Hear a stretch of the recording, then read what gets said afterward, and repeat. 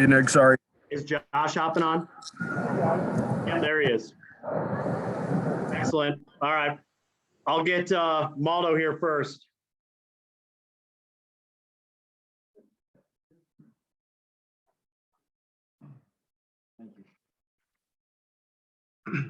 Hey guys, can you hear me? Yeah, Maldo, can you hear us? Yep. All right, man. After such a rough outing in Fort Collins, what was your goal coming into this? What do you want to do today against Nevada? Just go out there and worry more about us. I think I think we got 4 games in like 8 days, 7 days, whatever it is, right? Just go out there and stick to our habits, get back. I mean, we played a bunch of like 5,000 reps to just open in this summer. So we'll get back to just playing, doing us and sticking to our habits and going out there and imposing our will. Hunter, obviously Nevada's a very talented offensive team, and you guys held them down on that end of the floor. What was kind of the game plan on that end? Like I said, get back to our habits, sit down on defense, stay together as a unit. I think we've done a good job. I think we held CSU under 40% from the field.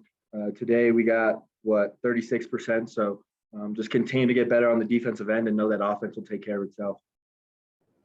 Hey, Hunter, how nice was it in this game? Y'all have had close games, it seems like, every game for the past month or so. How nice was it to just kind of have that double-digit lead, I think, the last 35 minutes or so?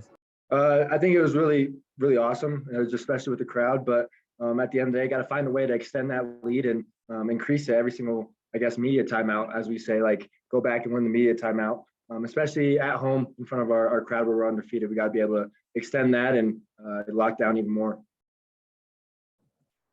Hunter, what was CSU doing in particular that was affecting your game on Wednesday night?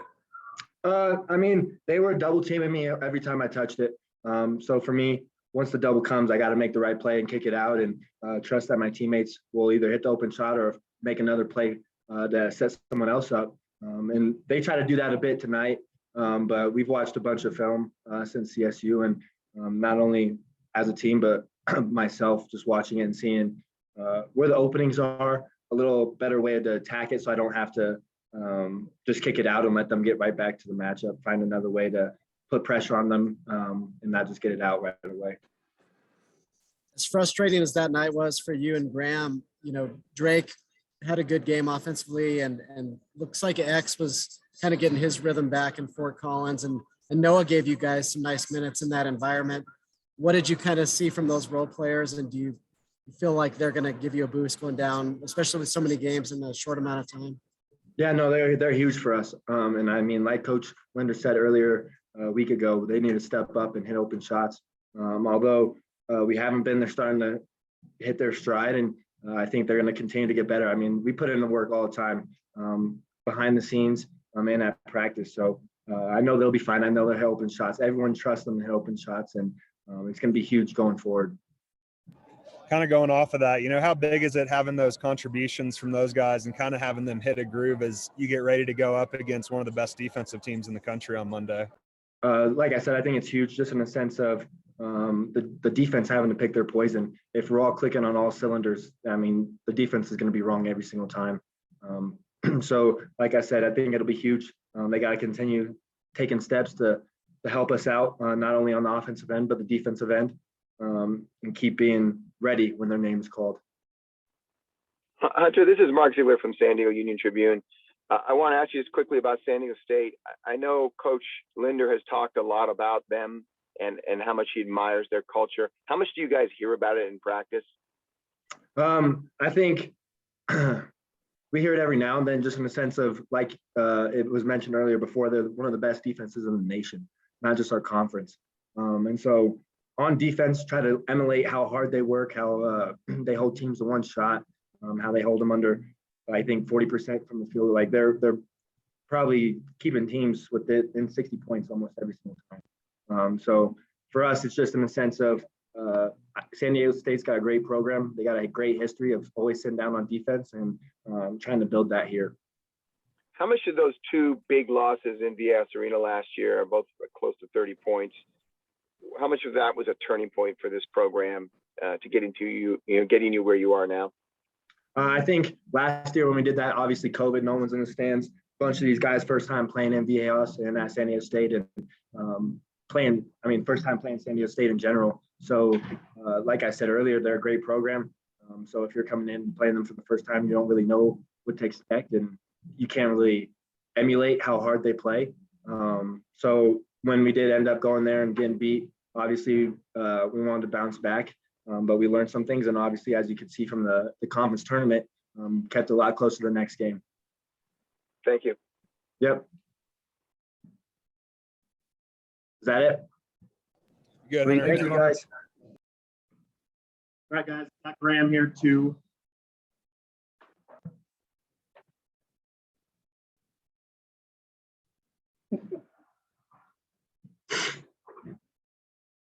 All right, go ahead, gentlemen. How's it going?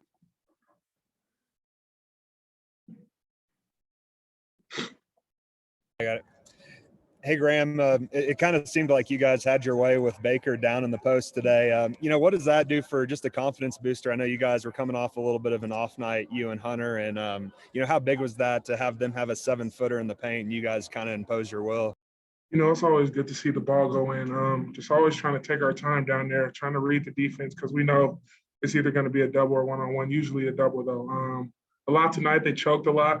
Coming off the top guy, and then other than that, they played one-on-one. It's always good to see that ball go in.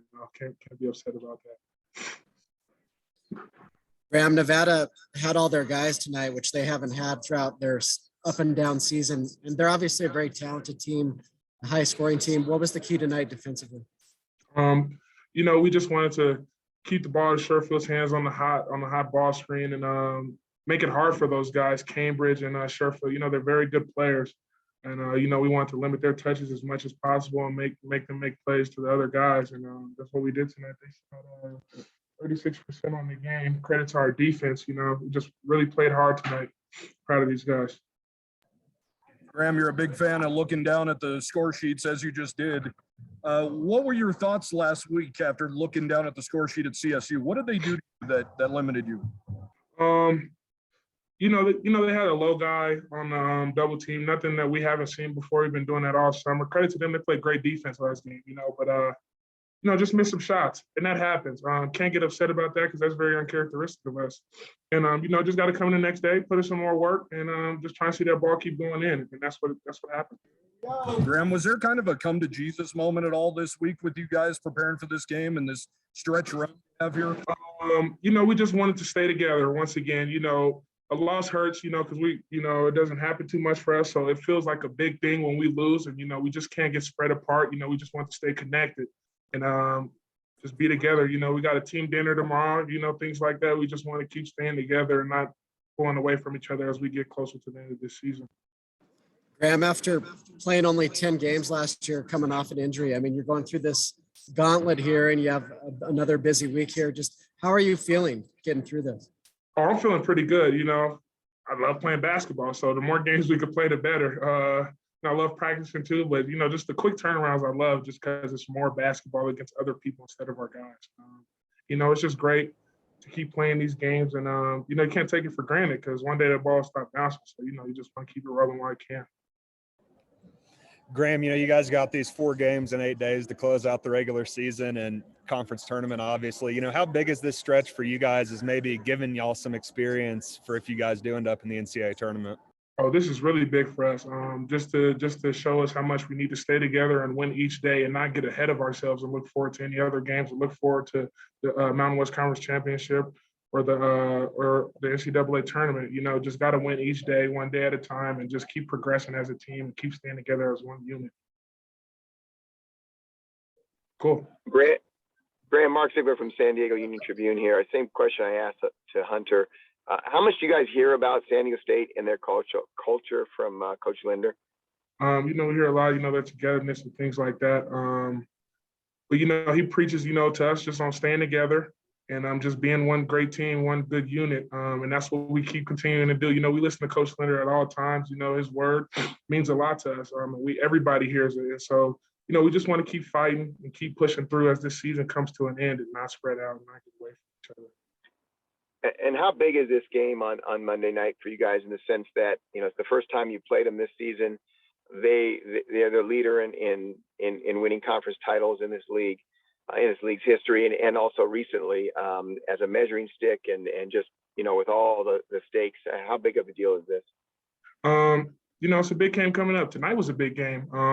We just want to keep trying to win those days and win each game at a time. Every game is going to be a big game just because we want to keep winning and want to get our record better.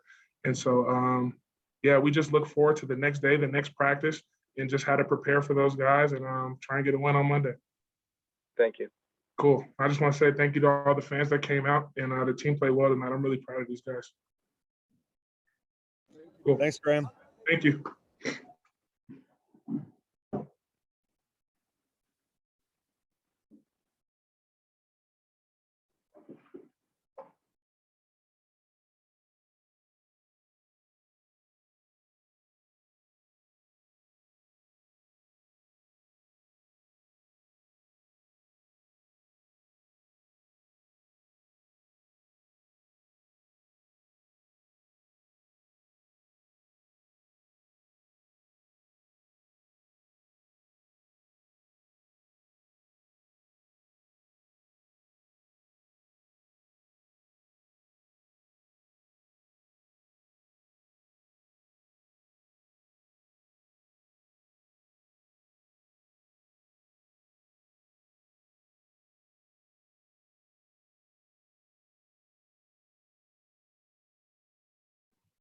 All right, guys, got Coach here.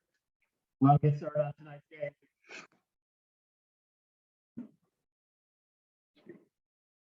We got the infamous Ziegler on here. He's going to have a couple of tough questions. First off, it was a special day. We had some special visitors here.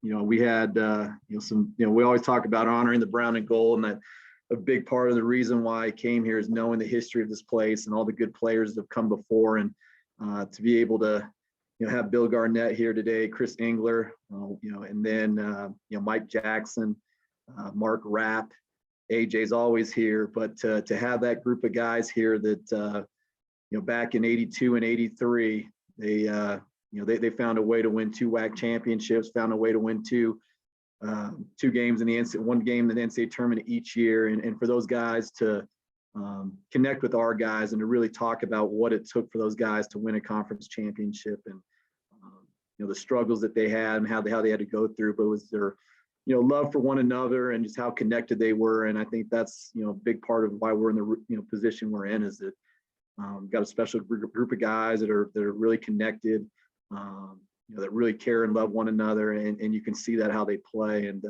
I thought, the Colorado State game, when you went back and watched it, I thought from a defensive standpoint, we were really good. We had a couple spells or a couple of plays where we broke down a little bit, but to hold a team that's one of the better offensive teams in the country to 37%, I thought that, we could definitely overreact. And the guys really had the, after that rivalry game, to come back and to have the mindset needed to play against a very, very talented Nevada team on a quick turnaround, and knowing what our schedule is coming up, and giving them Thursday off, to where, we had to prepare yesterday and today to make sure that we were ready for Sherfield and Cambridge and those guys. I thought that, we were really connected against Colorado State defensively. And I thought we were, that again tonight, being able to hold a team that's really good offensively, really hard to guard, the 36.7%. That's what gives you a chance to win games the way we want it. And I thought that from an offensive standpoint, we did some things. We changed the starting lineup, and that was nothing from what Wenzel didn't do. I mean, Wenzel did a good job guarding Roddy in that last game, but I just felt like where we were at in terms of when you have X and Noah, both coming off the bench, it's hard to give those guys the minutes they need. And I really felt like down the stretch here, we need those two guys and their minutes and their ability to play off the balance, to play off the ball screen, to take some of the pressure off of Maldo and Graham. And I thought you saw that tonight. I thought both those guys played well. Noah doesn't, he doesn't come in. He doesn't care if he's playing Isaiah Stevens, if he's playing, Grant Sherfield. I mean, that's the beauty of him. And I knew that when we recruited him, because he had visited a really good friend of mine at Northwest Missouri State, who's won about 5 of the last 6 Division II national championships. He had him in on a visit. He has the best point guard in the country that'll probably be a future NBA player in Trevor Hudgens. And he went in that gym on his visit and basically said, "This is my gym." And so you got to love his irrational confidence, but that's also the reason why he's going to be a really good player. But thought we did a really good job, with Sherfield and Cambridge. Gave up a few offensive rebounds there in the second half that I'm not thrilled about, but just thought that our collective spirit and our collective effort, and challenged Graham after the CSU game, for him to focus more on what really matters and not getting caught up in the things that he can't control. And I thought he did a really good job of that tonight, and you can really see it in terms of what he did on the glass. I mean, for him to have 15 offense, 15 rebounds, 6 offensive, and just to dominate the game the way he did. That says a lot, because I challenged him pretty well yesterday. So with that being said, what do you guys have? Hey, Jeff, all 5 starters had at least 8 points. How big is it just having everyone, especially, that some of the supporting cast hit their groove right here as you inch closer to that conference tournament? Yeah, I mean, we obviously know, we need everybody. And, and a lot of that too is my doing, and kind of how we've gotten to this point, and playing the way we've played offensively, playing through Maldo, playing through Graham, but knowing too, we have to loosen some things up, and you have to do some things a little bit differently, adjusting to what other teams are doing. And I thought, today, we came out, played a little bit faster, played a little bit freer. And and that's how we practice all in the summertime. We're not running plays in the summertime. And in the fall, we're just playing in space, playing out of concepts, understanding how to, manipulate space, and understanding how to attack coverages. And so it's nothing new. We had about 5,000 possessions of 5-on-5 over the course of those 4 or 5 months. And so our guys know what to do. It's just a matter of me kind of letting them go a little bit. And I thought they responded. You mentioned Noah's contribution. That also allowed Maldo to only play around 30 minutes, I think. Very efficient game. How big of a boost is that, just to keep his legs fresh, given what's coming up in 48 hours here? Yeah, no, and Maldo got in foul trouble too. That played a little part of it, but we know too that especially in the case of San Diego State, some of these other teams, that you're going to get up and try to pressure you a little bit. And you need another ball handler on the floor, and so and that's where with Noah he can give Maldo a break, and he's really good in the ball screen. And then you have Graham, who at the 5 spot, he can bring it up and basically be your point center if he needs to be. So just to have that extra ball handler, and I thought X played with a lot more. He looked like the X of last year, where he had a lot more confidence. He was just moving right, wasn't overthinking things. And I thought he played a really good game. Coach, what can you say about Ducell and what he did to Sherfield today? Really held him in check. Well, it's not necessarily, because they set so many ball screens. It's more, it's a collective effort. It's the guy on the ball, but then it's also, the big who has to be able to get up and impact the ball and not let Sherfield come off and dictate the terms. And I thought if you dictate, and I thought we did a good job. Early on, I didn't think we did a good job. We weren't up high enough. The big wasn't, but I thought as the game went on, we did a good job. And then those guys behind the ball, being able to shrink the floor and doing their job in order for the big to, have the confidence to know that if he gets up, when you got a guy like Warren Washington rolling to the rim, that poses a lot of problems if you're not shrinking behind the ball. And so I thought our guys, not just X, not just Noah, not just the guys that were guarding Sherfield. It was a team effort. Did you guys do a lot of prep for the original San Diego State game before it was postponed, or were you just in the middle of the COVID surge and didn't really get into it yet? Yeah, we got into it a little bit, but that's, that seems like 8 months ago. And so, it's one of those deals where it's this time of year. They're going to do what they do. We're going to do what we do. There's no tricks. We know that who they're going to try to get the ball to. They know who we're going to try to get the ball to. It's just comes down to, who can get the most stops and who can make some shots. Hey, Jeff, Mark Ziegler here. Here come your tough questions. Wait. Now, you last year after the 2 games at San Diego State, you spoke very passionately and at length about their program and how far you needed to come as a program and how much you wanted to emulate them. Why is it that you felt like San Diego State was the program that you were so passionate about trying to emulate?